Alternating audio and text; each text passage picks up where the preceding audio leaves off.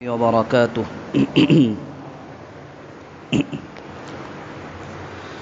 الحمد لله نحمده ونستعينه ونستغفره ونعوذ بالله من شرور أنفسنا ومن سيئات أعمالنا. من يهده الله فلا مضل له ومن يضلله فلا هادي له. ونشهد أن لا إله إلا الله وحده لا شريك له. ونشهد أن محمدًا عبده ورسوله. أما بعد، فقد قال الله تعالى في كلامه المجيد وفي فرقانه الحميد: أعوذ بالله من الشيطان الرجيم. بسم الله الرحمن الرحيم. ولا تهنوا ولا تحزنوا وأنتم الأعلون إن كنتم مؤمنين. وقال الصادق المصدوق عليه ألف صلاة وتسليم: من رأى منكم منكرا فليغيره بيده، فإن لم يستطع فبلسانه، فإن لم يستطع فبقلبه، وذلك أضعف الإيمان. اللهم صل على محمد وعلى آل محمد كما صليت على إبراهيم وعلى آل إبراهيم إنك حميد مجيد. اللهم بارك على محمد وعلى آل محمد كما باركت على إبراهيم وعلى آل إبراهيم إنك حميد مجيد। আলহামদুলিল্লাহ, মহান আল্লাহ পাকের দরবারে হাজারো শুকর ও সুজুদ, যেই মহান মালিক আজকের পবিত্র দিনে যথা সময়ে সালাতুল জুমা আদায়ের উদ্দেশ্যে আমাদেরকে তার পবিত্র ঘরে উপস্থিত করেছেন। এজন্য সকলে দিল থেকে কালিমাতুশ শুকর আদায় করি, বলি আলহামদুলিল্লাহ। সম্মানিত মুসাল্লিয়ান, এই পৃথিবীর মধ্যে আমার আপনার সবচেয়ে বড় দামি সম্পদ, সবচেয়ে বড় মূল্যবান সম্পদ, সেটা হচ্ছে ঈমান। একজন ব্যক্তির প্রথম এবং প্রধান পরিচয় হলো তার ঈমান।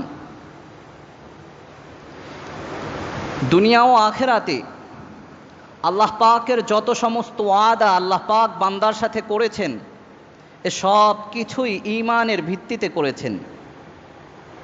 ঈমানের সাথেই আল্লাহ পাক সমস্ত ওয়াদা করেছেন। কোরআনে হাকিমে আল্লাহ পাক ইরশাদ করেন, ওয়ালা তাহিনু ওয়ালা তাহজানু ওয়ালা তাহিনু ওয়ালা তাহজানু ওয়া আনতুমুল আ'লাউন।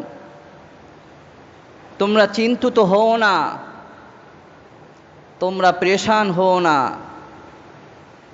তোমরাই বিজয়ী হবে, তবে শর্ত হলো ইন কুনতুম মুমিনিন, যদি তোমরা সাচ্চা ঈমানদার হতে পারো। ঈমানের ভিত্তিতে যদি তুমি পাকাপোক্ত হও, তোমার ঈমানের ব্যাপারে যদি শতভাগ তুমি সাকসেস হও, তাহলে তোমার চিন্তা, তোমার পেরেশানির কোনো কারণ নেই। আল্লাহ পাক অন্যত্রে বলেছেন, দুনিয়ার জীবনে একজন মুমিন ঈমানদার দুঃখ কষ্ট নির্যাতন বিভিন্ন আক্রমণের শিকার, কিন্তু সব কিছুর পরেও, দুনিয়ার এ জাতীয় সমস্ত কিছুর পরেও চূড়ান্ত সফলতা, চূড়ান্ত সুখ শান্তি, সেটা কেবল আল্লাহ পাক একজন মুমিনের জন্যই নির্ধারিত রেখেছেন। সুবহানাল্লাহ। আল্লাহ পাক ইরশাদ করেন, আলা ইন্না আউলিয়া আল্লাহ, আলা ইন্না আউলিয়া আল্লাহ লা খাউফুন আলাইহিম ওয়ালা হুম ইয়াহজানুন। হে আমার প্রিয় বান্দা, হে আমার প্রিয় ব্যক্তি, তোমার কোনো প্রকারের কষ্ট, তোমার কোনো রকমের ভয় আতঙ্ক নেই। কার জন্য? আল্লাযীনা আমানু ওয়া কানু ইয়াত্তাকুন। যে তুমি ঈমানদার হয়েছো, যে তুমি ঈমানের পরিচয় নিজেকে ধারণ করেছো, যে তুমি ঈমানদার হিসেবে নিজেকে পরিচয় দিয়েছো, আমার উপর যে আস্থার ঈমান রাখো, সে ব্যক্তির জন্য কোনো প্রকারের সেই চূড়ান্ত সফলতা, চূড়ান্ত সেই সুখ শান্তি কেবলমাত্র তোমারই জন্য বরাদ্দ। সুবহানাল্লাহ। তবে হ্যাঁ, এত বড় দামি সম্পদ আর এত বড় গুরুত্বপূর্ণ জিনিস, এটা কিন্তু খুব সহজেই অর্জন এবং সংরক্ষণ সম্ভব নয়। এত বড় দামি জিনিসের অর্জন এবং সংরক্ষণ এটা খুব সহজ হবে, এটা ভাবার কোনো সুযোগ নেই। এই দামি জিনিস, এই গুরুত্বপূর্ণ সম্পদ, এটার জন্য একজন ব্যক্তিকে, তাকে অনেক প্রকার বাধা প্রতিবন্ধকতা পরীক্ষার সম্মুখীন হতে হবে। বিভিন্ন প্রকারের পরীক্ষা তার সামনে আসবে। জীবনের ধাপে ধাপে পর্যায়ক্রমে তাকে পরীক্ষায় উত্তীর্ণ হওয়ার পরেই তার জন্য এই ওয়াদা। আল্লাহ পাক কোরআনে হাকিমে ইরশাদ করেন, আম হাসিবতুম তাদখুলুল জান্নাহ। হে ঈমানদার, ঈমান এনেই এ কথার ধারণা করেছো যে তুমি জান্নাতে প্রবেশ করে যাবে? ওয়ালাম্মা ইয়াতিকুম মাসালুল্লাযীনা খালাউ মিন ক্বাবলিকুম। আর তোমার উপর দিয়ে অতিবাহিত হবে না ওই অবস্থা, মাসাতহুমুল বাসা, যেই অবস্থা তোমার পূর্ববর্তীদের উপর আসছে, যেই কঠিন পরিস্থিতির মধ্য দিয়ে তোমার পূর্ববর্তী অতিবাহিত হয়েছে, ওই অবস্থায় তুমি না পড়েই ঈমান এনেই জান্নাতে প্রবেশ করে যাবে, এটা ভেবেছো? মাসাতহুমুল বাসা, তোমার পূর্বসূরীদের দিকে তাকাও, ঈমানের সেই প্রথম সারির যারা ছিল তাদের দিকে তাকাও। মাসাতহুমুল বাসা, তাদেরকে আক্রান্ত করেছে এরকম বিশাল বড় বড় দুঃখ কষ্ট যন্ত্রণা, তাদের সামনে আসছে অনেক বড় বড় পরীক্ষা। মাসাতহুমুল বাসা ওয়াদ-দাররা, এবং নানা রকমের কষ্ট নির্যাতন। ওয়াজুলজিলু, তাদের অবস্থা তো এমন হয়েছে যে তারা নিজেরা এরকম হতবিহ্বল হয়ে পড়েছে, তারা এরকম নির্যাতনের অবস্থার মধ্যে পড়ে এভাবে করে তারা কি করবে, তাদের পরিস্থিতি কি হবে, বেসামাল হয়ে পড়েছে। রাসূল ছিল হাত্তা ইয়াকুল আর রাসূল, এমন অবস্থা হয়েছে রাসূল পর্যন্ত, সাথে যারা সঙ্গী সাহাবী ছিলেন, তাদের সহচর যারা ছিলেন, একান্ত বিশেষ ব্যক্তি যারা ছিলেন, তারা পর্যন্ত আল্লাহর দিকে, আসমানের দিকে তাকিয়ে এভাবে বলতে শুরু করেছে, মাতা নাসরুল্লাহ, মাতা নাসরুল্লাহ, কখন সে সাহায্য আল্লাহ পাকের? আল্লাহ না ঈমানদারের সাথে সাহায্যের ওয়াদা করেছে? আল্লাহ না ঈমানদারকে সাহায্য করবে সেই ওয়াদা করেছে? তাহলে সেই সাহায্য কই, কোথায় সে সাহায্য? যখন তারা এরকম কঠিন থেকে কঠিন অবস্থার সম্মুখীন হয়েছে, মারাত্মক থেকে মারাত্মক বিপর্যয়ের মধ্যে উপনীত হয়েছে, তখনই তারা এভাবে আসমানের দিকে তাকিয়ে আল্লাহ পাককে ডাককে দিয়ে ফরিয়াদ করে বলছে, মাতা নাসরুল্লাহ, মাতা নাসরুল্লাহ, কোথায় সে সাহায্য? আল্লাহ পাক না ঈমানদারের সাথে সাহায্যের ওয়াদা করেছে? আল্লাহ পাকের ঘোষণা, আলা ইন্না নাসরাল্লাহি করিব, হে ঈমানদার, হতাশ হও না, নিরাশ হও না, যে ওয়াদা তোমার সাথে করা হয়েছে, ইন্না নাসরাল্লাহি করিব, তুমি যখন ঈমানের সত্যি পরিচয় দিয়েছ, তোমার সাহায্য অনিবার্য, তোমাকে সাহায্য অবশ্যই করা হবে, তুমি সেই সাহায্য থেকে কখনো বঞ্চিত হবে না। তোমার সাথে ওয়াদাটা কোনো ছলছাতুরি নয়, তোমার সাথে ওয়াদা যেটা করা হয়েছে সেটা শতভাগ শতভাগ সত্য এবং নিশ্চিত ওয়াদাই তোমার সাথে করা হয়েছে। সুবহানাল্লাহ। এভাবে ঈমানদারের জন্য আল্লাহ পাক তার সামনের যে পরীক্ষা, তার সামনে যে বিভিন্ন প্রকারের অবস্থা আসবে, এ ব্যাপারে আল্লাহ পাক কোরআনে হাকিমে বিভিন্ন জায়গায় জায়গায় আল্লাহ পাক বান্দাকে সতর্ক করেছেন। তার ঈমানের ব্যাপারে তাকে সোচ্চার সতর্ক থাকা, কোনো একটা অবস্থা দেখলেই ঘাবড়িয়ে না যাওয়া, তার ঈমান নিয়ে হতাশাগ্রস্ত না হওয়া, ঈমানদার যেন হীনমন্যতায় না ভুগে, আমি ঈমানদার এই জন্য সারা দুনিয়ার সমস্ত নির্যাতন আজকে আমার উপর, আমি ঈমানদার, ঈমান এনে তাহলে আমি না জানি কত বড় আমার কোনো ক্ষতি করে ফেললাম। ঈমান আনার কারণে, মুসলমানের পরিচয়ের কারণে আজকে আমাকে এরকম অবস্থার শিকার হতে হচ্ছে। এই রকম অবস্থায় যেন ঈমানদার তার ঈমান নিয়ে হতাশাগ্রস্ত না হয়, হীনমন্য না হয়, তার সেই আখেরাতে সেই চূড়ান্ত সফলতার কথা আল্লাহ পাক বারংবার তাকে স্মরণ করিয়ে দিয়েছেন। আল্লাহ পাক বারংবার তাকে বলেছেন, নবী আলাইহিস সালাতু ওয়াস সালাম হাদিসে পাকে স্পষ্ট বলেন, আশাদ্দুন নাসি বালাআনিল আম্বিয়া, আশাদ্দুন নাস বালাআন আল আম্বিয়া, এই পৃথিবীতে মুসিবত, কষ্ট এবং পেরেশানির দিক থেকে সবচেয়ে বেশি খারাপ অবস্থায়, সবচেয়ে বেশি পরীক্ষার সম্মুখীন হয়েছেন আম্বিয়া আলাইহিমুস সালাম। নবীগণ সবচেয়ে বেশি কঠিন অবস্থার শিকার হয়েছেন। সুম্মাল আমসাল ফাল আমসাল, এরপরে নবী আলাইহিস সালাম বলেন, এভাবে করে নবীদের পরে পরবর্তী জেনারেশন, পরবর্তী প্রজন্মের মধ্যে, পরবর্তী যুগান্তরে যারা এভাবে তাদের কাছাকাছি হবে ঈমানের ভিত্তিতে, যে ঈমানদার যত বড় ঈমান তার মজবুত, তার পরীক্ষাটাও তত মজবুত হবে। আগেও বলেছি কথাটা, নবী ইব্রাহিম আলাইহিস সালাতু ওয়াস সালামকে আল্লাহ পাক পরীক্ষা নিয়েছেন, সন্তানকে কোরবানি করার মতো পরীক্ষা। কেন? তিনি ঈমানের ভিত্তিতে ওই পরিমাণ মজবুত ছিলেন যে সন্তানকে কোরবানি করার মতো সেই এক বিশাল বড় পরীক্ষা আল্লাহ পাক তার থেকে নিয়েছেন। আমাকে আপনাকে যদি বলা হয় সন্তান কোরবানি করো, ঈমান ওই ঘুমের মধ্যেই রেখে দিব, আমি আপনি ঈমান ওই ঘুমের মধ্যেই, স্বপ্ন ওখানেই থাকবে। আমার আপনার ঈমান ওই পরিমাণ মজবুত না, যার কারণে আমাকে আপনাকে আল্লাহ পাক ঈমানের পরীক্ষা দিয়েছেন। সামান্য অর্থ, একটা গরু পশু কোরবানি করো, ওই ইব্রাহিম আলাইহিস সালাম তার সন্তান কোরবানি করে যে সওয়াব পেয়েছেন, যেই মাকাম মর্তবা আল্লাহ পাকের কাছে পেয়েছেন, তোমাকেও ঠিক ওই প্রকারের মর্তবার মাকাম দেওয়া হবে। সুবহানাল্লাহ। তো ঈমানের পরীক্ষাটা আসে বান্দার সামনে তার ঈমানের স্তর অনুপাতে, স্তরের ভিত্তিতে তার ঈমানের পরীক্ষা। যার ঈমান যে পরিমাণ মজবুত, তার ঈমানের পরীক্ষাটা ওই পরিমাণ বড় হয় আল্লাহ পাকের কাছে। এই জন্য আজকের দুনিয়ায়ও আমাদের সামনে অনেক প্রকারের ঈমানি পরীক্ষা হচ্ছে, চলবে। ঈমানের পরীক্ষা, ঈমানের ভিত্তিতে আজকে আমাকে আপনাকে ডিভাইড করা হচ্ছে।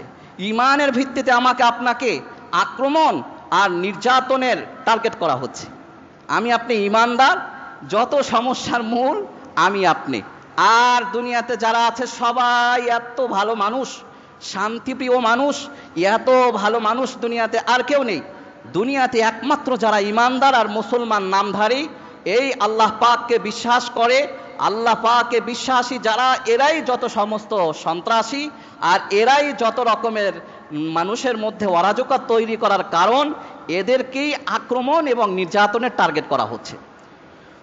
আজকে এমনই একটা সময় আমি আপনি কথা বলছি, এমনই একটা সময় আমি আপনি এখানে বসে আলোচনা করছি। আজকে ঈদের পরে একটা জুমা আমাদের অতিবাহিত হয়েছে, গত জুমা। আলোচনা করার তখনই আমার ইচ্ছা ছিল, পরিবেশ এবং পরিস্থিতির কারণে সেটা আলোচনা আনতে পারিনি। কিন্তু বাস্তব কথা হলো, আজকে আমরা এই রমাদান পালন করার পরে ঈদের খুশি আমরা যখন উদযাপন করছি, সেই মুহূর্তে পৃথিবীর এক প্রান্তে আমার আপনার মুসলমান ভাই, আমার আপনার ঈমানদার, ঈমানের ভিত্তিতে আমার আপনার পরিচয় ধারণকারী সেই মুসলমান ভাই বোনের উপর চলছে এক অরাজক, এক নির্যাতনের স্টিম রোলার যাকে বলা হয়, অবর্ণনীয় ভাষা দিয়ে যেটা ব্যক্ত করা যায় না, এরকম নির্যাতন তাদের উপর চলছে। সেই ফিলিস্তিনের বাইতুল আকসা, ফিলিস্তিন সেই পুণ্যভূমি, পবিত্র ভূমি, সেই মুসলমানদের উপর বছরের পর বছর ধরে সেই কুখ্যাত সন্ত্রাসী ইয়াহুদি বাহিনী তারা সেই বছরের পর বছর মুসলমানদের উপর তারা হামলা করে যাচ্ছে। আক্রমণ আর নির্যাতনের চূড়ান্ত সীমায় তারা পৌঁছে গেছে। এমন পরিমাণের আক্রমণ করছে, সেই নারী, শিশু, বৃদ্ধ, মনে হচ্ছে সবার কিছু এমন চিত্র আমাদের সামনে আসছে, তাদের কান্না আর তাদের সে আর্তনাদ, মনে হয় আল্লাহর আকাশ বাতাস সব কিছু ভারী হয়ে যাচ্ছে। এরকমভাবে গুলি আর বোম নিক্ষেপ করে মনে হচ্ছে সেই সমস্ত জমিনগুলো, বড় বড় ভবনগুলো বিধ্বস্ত করা হচ্ছে। বাইতুল আকসার মতো পবিত্র সেই মসজিদ, যেটা মুসলমানের আত্মার সাথে জড়িত, মুসলমানের ঈমানের স্মৃতির সাথে যেটা জড়িত, সেই পবিত্র জায়গাকে তারা এইরকমভাবে বোম নিক্ষেপ করে সেখানে এরকম বিধ্বস্ত করা, আগুন সন্ত্রাস করার মতো সেখানে তারা অবস্থা তৈরি করছে। এই জন্য আজকের এই পরিস্থিতিতে, এই পরিবেশে, এই বর্তমান অবস্থা, দুনিয়ার মধ্যে যাদেরকে মানুষ বলা যায়, বিবেক সামান্য হলেও আছে, প্রত্যেকটা মানুষ এই রকম নির্যাতন আর এই প্রকার জুলুমের, এই প্রকার সন্ত্রাসী হামলার তারা নিন্দা জানিয়েছে, ক্ষোভ প্রকাশ করেছে। আমি আপনিও আল্লাহ পাকের কাছে ফরিয়াদ করি, আল্লাহ পাক যেন সেই সন্ত্রাসী ইয়াহুদি বাহিনী, আল্লাহ পাক ওদেরকে যেন সেই মুসলমানদের উপর আক্রমণের সমুচিত জবাব আল্লাহ পাক ওদেরকে দিয়ে দেন, আমিন। আল্লাহ পাক যেন ওদেরকে জাতিগতভাবে এই দুনিয়া থেকে আল্লাহ পাক যেন জাতিগতভাবে ওদেরকে সমূলে ধ্বংস করে দেন, আমিন।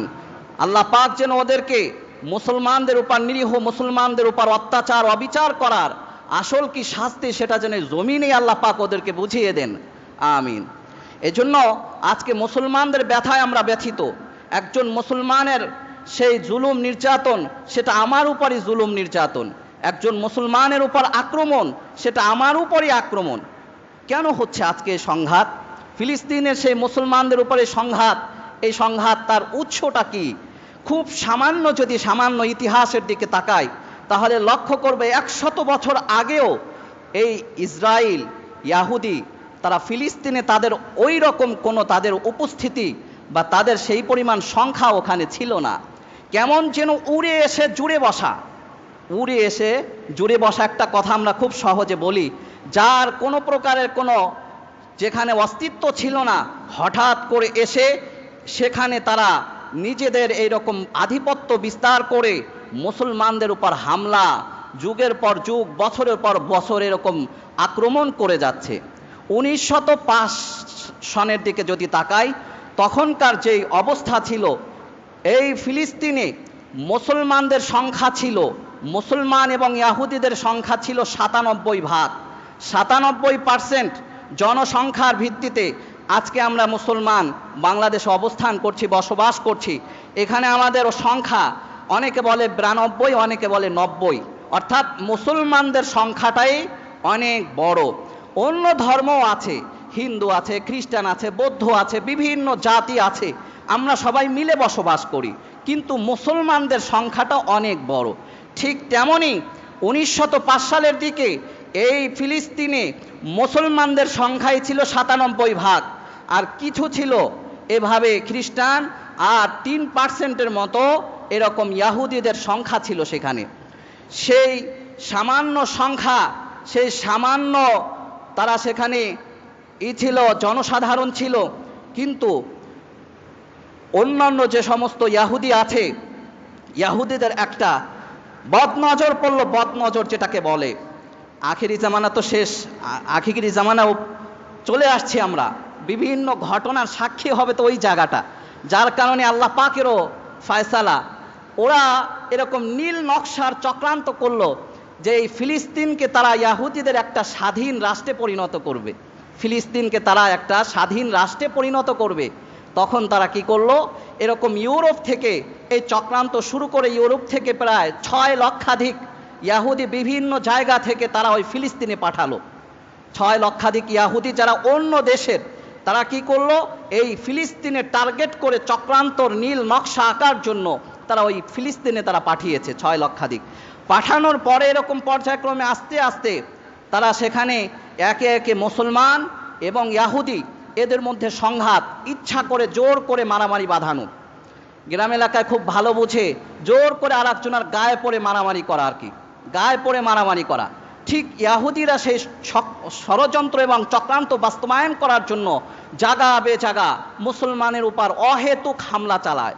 নিজেরা হামলা, নিজেরা মারামারি শুরু করে, আর দায়টা চাপিয়ে দেয় মুসলমানের উপর। এইভাবে করে ইহুদি এবং মুসলমানদের সংঘাত চলতে থাকে।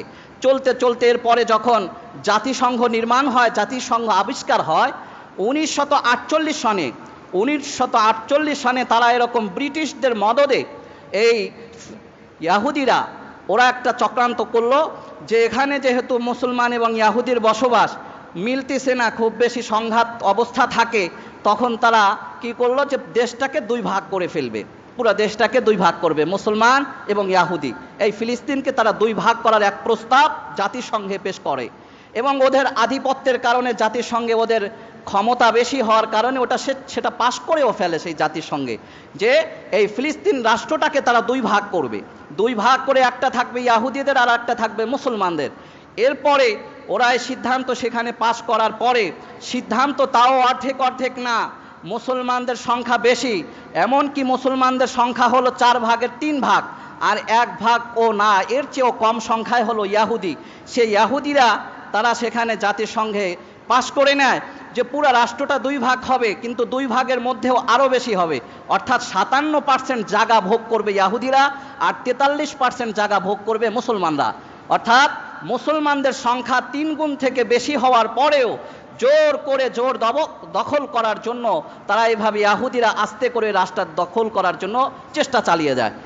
এই সিদ্ধান্তের পরে 100 দিনের মাথায়, 100 দিনে অতিবাহিত হয়নি, এর মধ্যে ইহুদিরা কি করেছে, ইহুদিরা এক বিশাল বড় তারা সন্ত্রাসী বাহিনী তৈরি করে। সন্ত্রাসী বাহিনীদের দ্বারা তারা বিভিন্ন জায়গায় আক্রমণ করে মুসলমানদের উপর আক্রমণ করে করে নিজেরা হামলা করে, নিজেরা সন্ত্রাস করে, মুসলমানদের রাতের বেলা মুসলমানদের বাড়ি ঘর গ্রাম গ্রাম জ্বালিয়ে দেয়, মুসলমানদের নারীদের ইজ্জত লুণ্ঠন করে, অথচ সব কিছুর দায় চাপিয়ে দেয় মুসলমানদের উপর।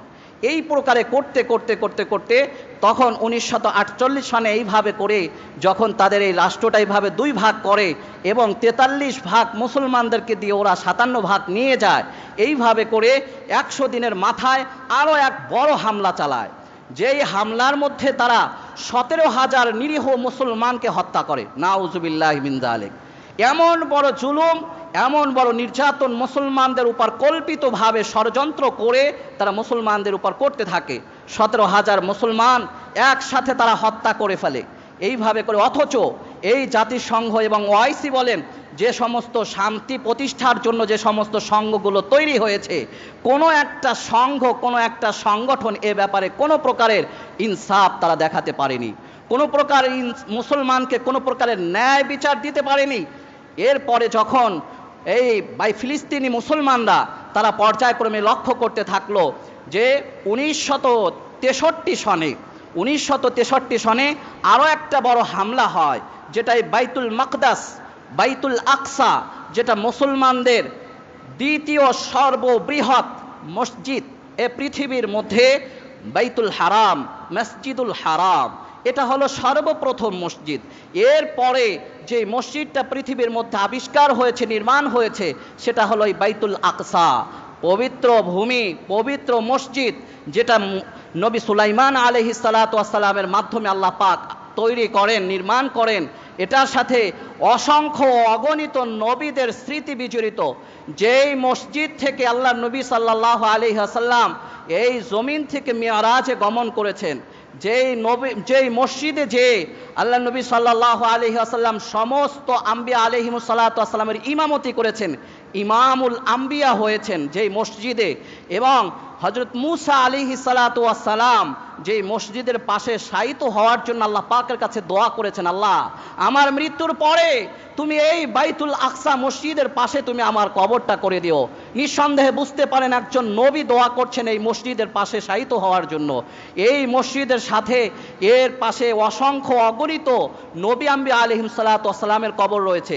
আল্লাহ পাক কোরআনে হাকিমে ইরশাদ করেন, সুবহানাল্লাযী আসরা বিআবদিহি লাইলাম মিনাল মাসজিদিল হারাম।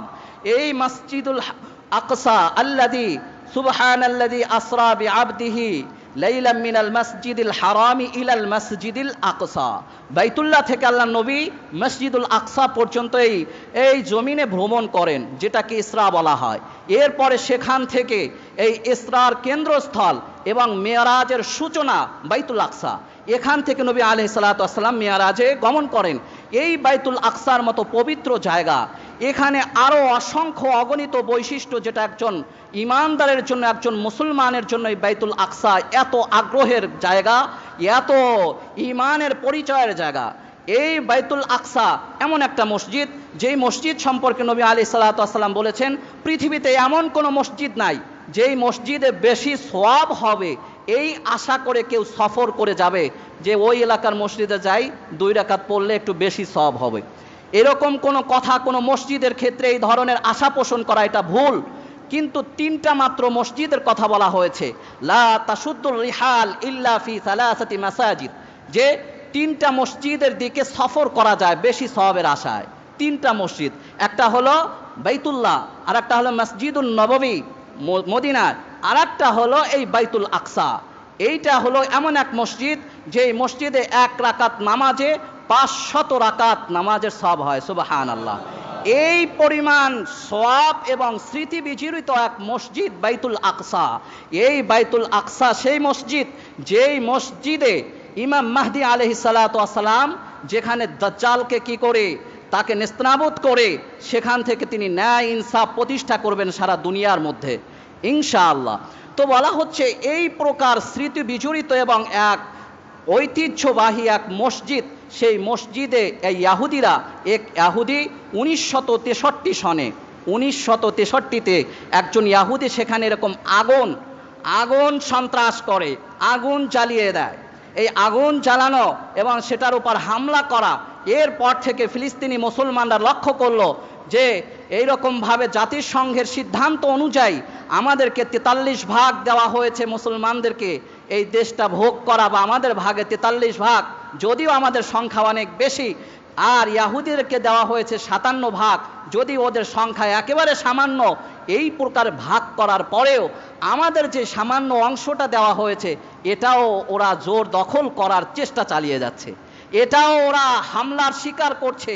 সেই হামলা এবং সেই অবস্থার পরে 1987 সন থেকে এই ফিলিস্তিনের মুসলমানরা তাদের স্বাধীনতার জন্য, তাদের মাতৃভূমির জন্য, তাদের দেশ রক্ষার জন্য তারা মুক্তি সংগ্রাম শুরু করেছে 1987 সন থেকে।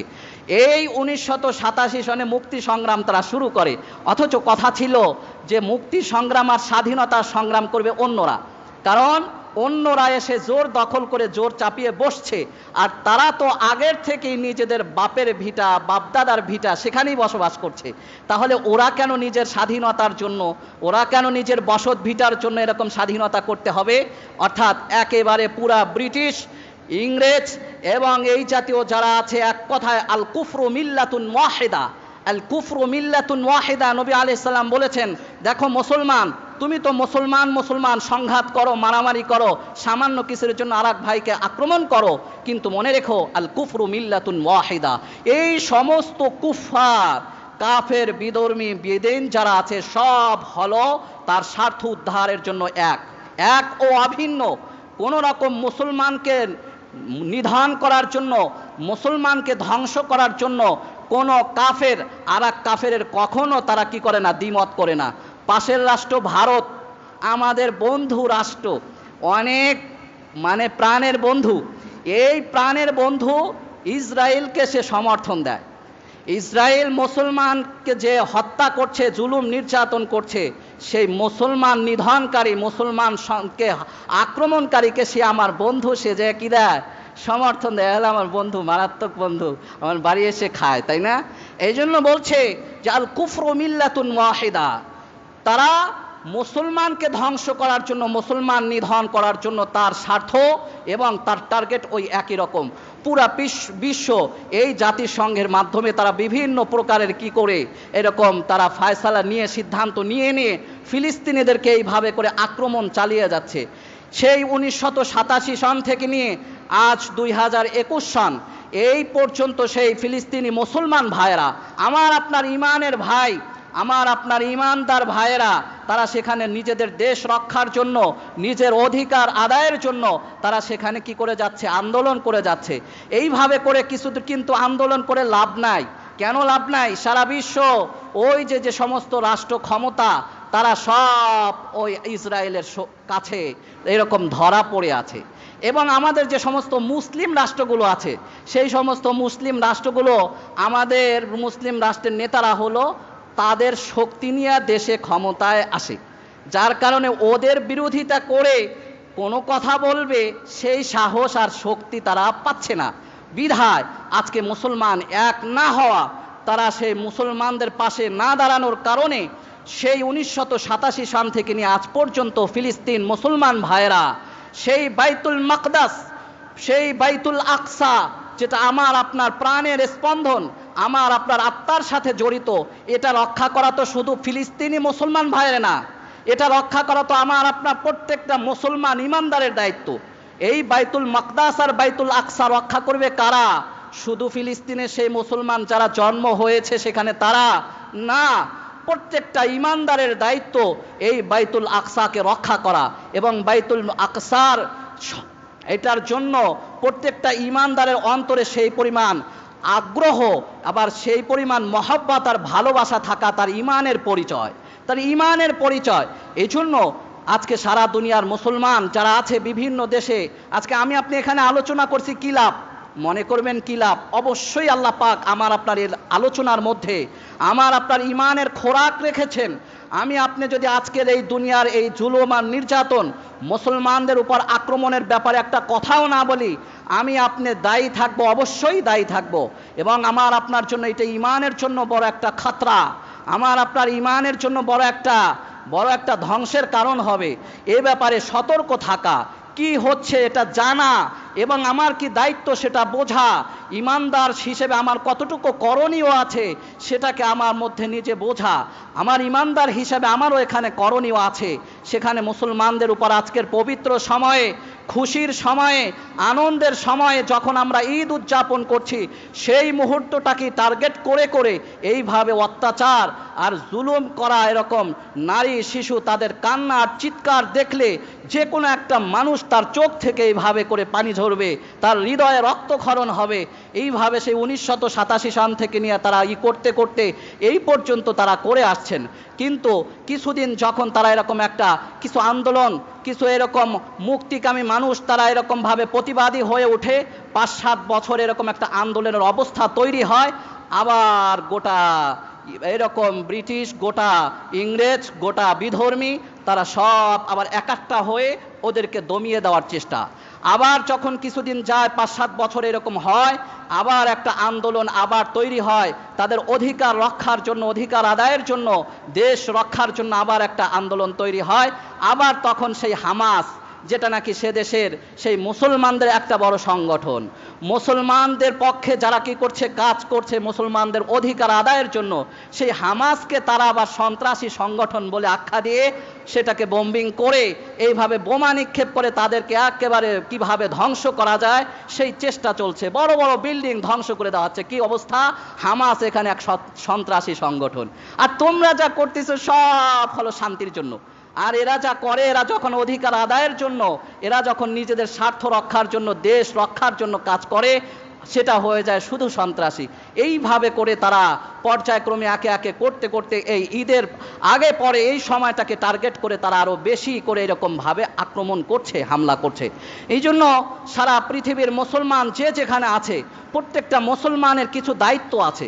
প্রথম দায়িত্ব হলো সে কি করবে, একজন মুসলমান হিসেবে সে কি করতে হবে, তাকে দোয়া করতে হবে আল্লাহর কাছে। ইমানদারের দোয়া হলো এটা সবচেয়ে বড় অস্ত্র। এটা অস্ত্র, এটা একটা আমল, বড় আমল, ন্যূনতম আমল। আমি একজন মুসলমানের পক্ষে আমি যে সমর্থন দিচ্ছি, এটার জন্য আল্লাহ পাকের কাছে দোয়া করা। দ্বিতীয় হলো এটার জন্য প্রতিবাদ করা, যেখানে বিভিন্ন প্রতিবাদ হয়, সারা মুসলিম কণ্ঠ, সারা মুসলিমদের প্রতিবাদ কণ্ঠ একসাথে কি করা, তৈরি করা। ইনশাআল্লাহ হোক না না হোক, আমি আমার দায়িত্ব পালন করব, আমি আমার প্রতিবাদ, সে প্রতিবাদ করে যাব। নবী আলাইহিস সালাম বলেছেন, মান রাআ মিনকুম মুনকারান, তোমাদের মধ্য থেকে যে কেউ অন্যায় হতে দেখলো, আরে অন্যায় হতে দেখার পরে তার সর্বপ্রথম কাজ হলো হাত দিয়ে সেটাকে দফা করা, প্রতিহত করা। শক্তি আছে, তাকে হাত দিয়ে থামিয়ে দাও, যে তুমি থামো, তোমার শক্তি ব্যবহার করো। যদি সেখানে তোমার শক্তি না থাকে, ফাইন লাম ইয়াস্তাতি ফাবিক লিসানি, দ্বিতীয় পর্যায়ে তোমার দায়িত্ব হলো এই জবান ব্যবহার করা। কথা দিয়ে হলেও তুমি প্রতিবাদ করো, তোমার প্রতিবাদের ভাষা দিয়ে তুমি প্রতিবাদ করো যে আমি এই অন্যায়ের পক্ষে নাই, আমি অন্যায়ের বিপক্ষে, অন্যায় কখনো ঠিক নয়, এটা প্রতিবাদ করা। এটাও যদি তোমার সেই শক্তি না হয়, সেই শক্তি যদি সুযোগ তোমার না হয়, তৃতীয় স্তরে তোমার দায়িত্ব হলো তুমি কি করবে, ফাইন লাম ইয়াস্তাতি ফাবি কলবি, কমপক্ষে অন্তরে অন্তরে ঘৃণা করা, হায় হায় এই যে কাজ, এই তার সাথে আমি কখনো নাই, আমি এটার সমর্থন দিব না। হাদিস নবীজি সাল্লাল্লাহু আলাইহি ওয়াসাল্লাম আরো বলেন, কোন একটা অন্যায় হচ্ছে, ইদা উমিলাতিল খাতিআতু ফিল আরদ, যখন জমিনের মধ্যে কোনো অন্যায় ঘটে এবং এই অন্যায় ঘটছে, অন্যায় ঘটার পরে ফাকারিহাহা, এটাকে দেখে আপনি অপছন্দ করেছেন, অপছন্দ করা, এই ঘৃণা করা, এটাও আপনার আমল থেকে খালি নয়। আপনি দেখুন যে কি করলেন, ঘৃণা করলেন, ফাকারিহাহা, তাহলে কেমন যেন কানা কামান গাবা আনহা, আপনি অন্যায়ের সাথেই নাই। আর যদি আপনি কি করেন, ওয়াইন গাবা আনহা, আপনি অন্যায়ের কাছে ছিলেন না কিন্তু ফারাদিয়াহা, আপনি কি করলেন, মাশাআল্লাহ খুব ভালো করছে, অন্যায় যেটা করছে এরকম হওয়া উচিত আছে। আমাদের এক শ্রেণী তো করে, যত রকমের অন্যায় দেশের মধ্যে হোক আমি সেই অন্যায়ের ভাগিদার হব, কেমন যেন তাদের কাজকর্মে এটা মনে হয়। তো এই যে তাদের সমর্থন বা মনে তৃপ্তি, এটা হলো বলা হচ্ছে ফাকাআন্নামা শাহিদাহা, কেমন যেন সে ওই কাজটার মধ্যে নিজেই করে ফেললো। এই জন্য বলছি যে আজকের এই যে অত্যাচার হচ্ছে, মুসলমানদের উপর আক্রমণ হচ্ছে, যুগ যুগ ধরে, বছর ধরে যে আক্রমণটা হচ্ছে, এই ব্যাপারে এখন যে অবস্থাটা আরও বেশি ঘোরতর হয়েছে, আমরা এর পক্ষে নেই। আল্লাহর কাছে মুসলমানদের জন্য সাহায্য চাচ্ছি এবং আল্লাহ যেন মুসলমানদের সাহায্য করেন। আর এই প্রকার যারা অত্যাচার এবং জুলুম করছে, মুসলমানদের উপর আক্রমণ করছে, আল্লাহ পাক যেন ওদেরকে শাস্তি দেন, এই জন্য দোয়া করছি। মোহতারাম হাজরিন, বলছি আমি আপনি ভাবছি যে আরে আল্লাহ, মুসলমানদের যে অবস্থা, মুসলমানদের শক্তি সামর্থ্য বেশি একটা নাই, ওই কাফেররা ওরা সারা জীবনই কি থাকবে, এরকম ক্ষমতাওয়ালা থাকবে আর আমরা খালি মায়েরই খাবো। না, আল্লাহ পাক এভাবে করে ফয়সালা করেননি। আমার আপনার বাহ্যিক আসবাব আর উপকরণের সাথে মুসলমানদের বিজয় কখনো এটা নির্ধারিত নয়। এখন বর্তমান দুনিয়ার অবস্থাও যদি তাকাই, দেখব মুসলমানদের হাতে যেই পরিমাণ সম্পদ, এই পরিমাণ সম্পদ কাফেরদের হাতে নেই। সারা পৃথিবীতে সবচেয়ে সম্পদের উৎস হলো খনিজ পদার্থ, খনিজ সম্পদ।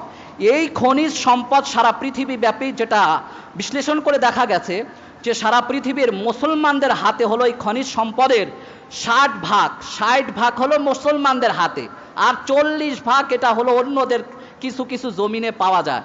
আমাদের মুসলমানদের যে সমস্ত দেশগুলো আছে, সৌদি আরব, আরব আমিরাত সহ এই যে সমস্ত কাতার সহ যে সমস্ত দেশগুলো আছে, দেখেন আপনি কি পরিমাণ খনিজ সম্পদ সেখানে। এরকম স্বর্ণ আর তেলের খনি, শুধুই খনি, খনি আর খনি, ওদের এই পরিমাণ সম্পদ আল্লাহ পাক ওদের জমিনে রেখেছেন। আমার আপনার গরিব রাষ্ট্র বাংলাদেশ, এটার মধ্যেও এই পরিমাণ খনিজ সম্পদ জমিনে আছে। মুসলমান দেশ হওয়ার কারণে আমরা পেয়েছি হয়তো। এই বাংলাদেশেও মাটির নিচে এইভাবে গ্যাসের খনি, কয়লার খনি, কি পরিমাণ খনি আছে, যারা আরো ভালো জানাশোনা রাখেন ভালো করেই জানেন যে এই পরিমাণ সম্পদ আল্লাহ পাক এই সমস্ত জমিনের মধ্যে রেখেছেন, মুসলমানদের জমিনের মধ্যে। আমরা উত্তোলন করতে পারছি না, বিদেশি রাষ্ট্র তারা এটাকে উত্তোলন করে আমাদেরকে যত সামান্য দিয়ে যায়।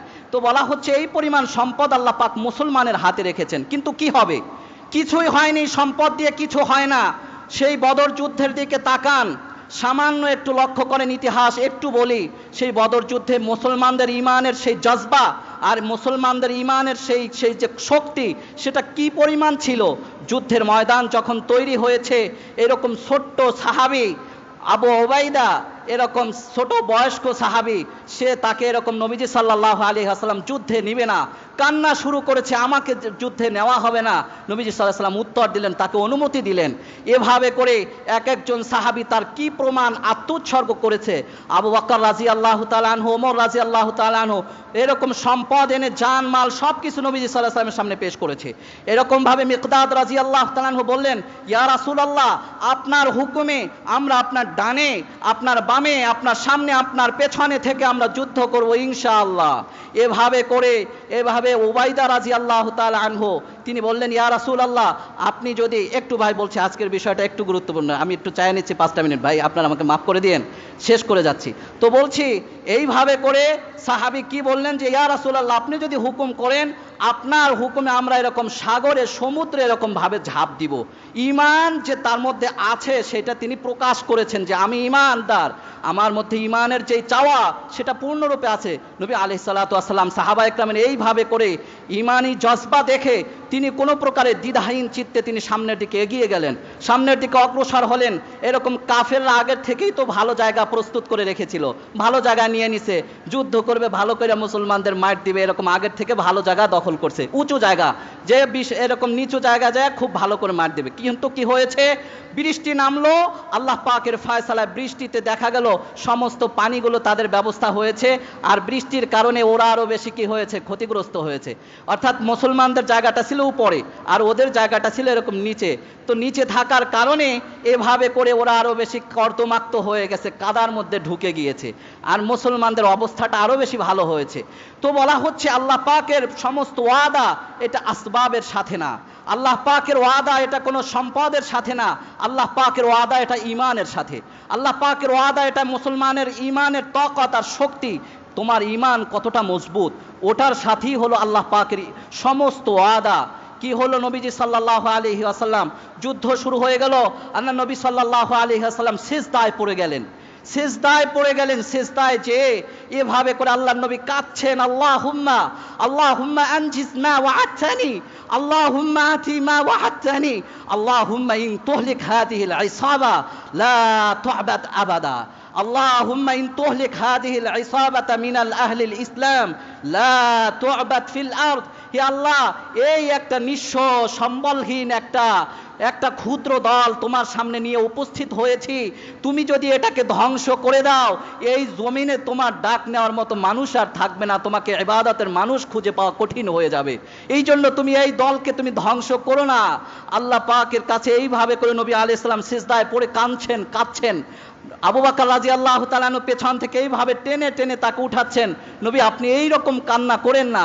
এইভাবে করে নবী আলাইহিস সালাম তিনি সিজদায় পড়ে কাঁদছেন, কান্না এরকম তুমুল যুদ্ধ, তুমুল যুদ্ধের মধ্যে দেখা গেল এইভাবে করে একভাবে তো সাহাবা একরাম তাদের যতটুকু সহায় সম্বল ছিল, একদিকে 100-1000 এরকম সৈন্যবাহিনী খুব শৌর্য বীর্য নিয়ে আসছে, অন্যদিকে সামান্য 313 জন, অন্যদিকে এরকম 100 অশ্বারোহী, ওদের মাত্র 2টা ঘোড়া, অন্যদিকে এরকম বড় বড় বিত্তশালী অর্থওয়ালা মানুষ যাদের একজনের অর্থ দিয়ে পুরা গোটা এরকম দেশ দখল করা যায়, আর অন্যদিকে এরকম সম্বলহীন সামান্য মানুষের সামান্য অর্থবিত্ত। এইভাবে করে এরকম এক জাতি কিনে নবী আলাইহিস সালাম যুদ্ধে গেলেন, বদর যুদ্ধে গেলেন। কিন্তু দেখা গেল কি মুসলমানের সেই ইমানের শক্তির কারণে আল্লাহ পাকের সেই ওয়াদা চলে আসলো আসমান থেকে। আল্লাহ পাক আসমান থেকে ফেরেশতা পাঠিয়ে দিলেন। আল্লাহ পাকের সেই ফয়সালা, আল্লাহ পাকের ওয়াদা আল্লাহ পাক বাস্তবায়ন করলেন। মুসলমানদের সামান্য এই ক্ষুদ্র দল তারা সামনে অগ্রসর হয়েছে, পাশাপাশি আল্লাহ পাক আসমান থেকে ফেরেশতা পাঠিয়ে এই মুসলমানদের এই আক্রমণটাকে আরো বেশি শক্তিশালী করে দিয়েছেন। সুবহানাল্লাহ। এই জন্য বলছি ভাই, ওয়াদা তো আল্লাহ পাকের ইমানের সাথে। আমার আপনার আজকে দায়িত্ব আছে। কি দায়িত্ব আছে? প্রত্যেকটা মুসলমানদের প্রথম দায়িত্ব হলো যে প্রত্যেকে আপন আপন জায়গায় নিজেকে পরিশুদ্ধ করা। কামিং ফিআতিন কালিলাতিন গালাবাত ফিআতান কাসীরাতান বিইذনিল্লাহ। আল্লাহ পাক এই বদর যুদ্ধের ঘটনা বলতে যে বলেছেন যে কামিং ফিআতিন কালিলা, কত ক্ষুদ্র ক্ষুদ্র দল আছে, কত ক্ষুদ্র ক্ষুদ্র দলকে আল্লাহ পাক বিজয় দিয়েছেন অনেক বড় বড় দলের উপর। এই জন্য ওই সমস্ত শৌর্য বীর্য আর ক্ষমতা দেখে কখনো কখনো এরকম হতাশা হওয়ার কারণ নেই, নিজের আস্থার ইয়াকিনকে দুর্বল করার কারণ নেই। কামিং ফিআতিন কালিলাতিন গালাবাত ফিআতান কাসীরাতান বিইذনিল্লাহ। আল্লাহ পাকের যখন ইরাদার ফয়সালা হবে, আল্লাহ পাক অবশ্যই মুসলমানদের বিজয় ইনশাআল্লাহ দান করবেন। আল্লাহ পাকের পরীক্ষা চলছে, এই পরীক্ষার অংশীদার আমি আপনিও হয়েছি। ঈমানকে মজবুত করা, নিজের আমলকে পরিশুদ্ধ করা, গুনাহের পথগুলো ছেড়ে দেওয়া, দোয়া করা, এই সমস্ত করণীয় আমার আপনার প্রত্যেকের আছে। এজন্য কথা সংক্ষেপ করছি, শেষ করছি। আল্লাহ পাক যেন আমাদের মুসলমান ভাইদেরকে হেফাজত করেন, ফিলিস্তিনি মুসলমানদের সেই অধিকার যেন আল্লাহ পাক তাদের জমিনে রক্ষা করেন। বাইতুল আকসার মতো পূর্ণ ভূমিকে আল্লাহ পাক যেন সমস্ত রকমের সন্ত্রাসী হামলা থেকে রক্ষা করেন। আমরা এই দোয়াই আজকে করছি। ওয়া মা তাওফীক ইল্লা বিল্লাহ ওয়া আখিরু দাওয়ানা আলহামদুলিল্লাহ।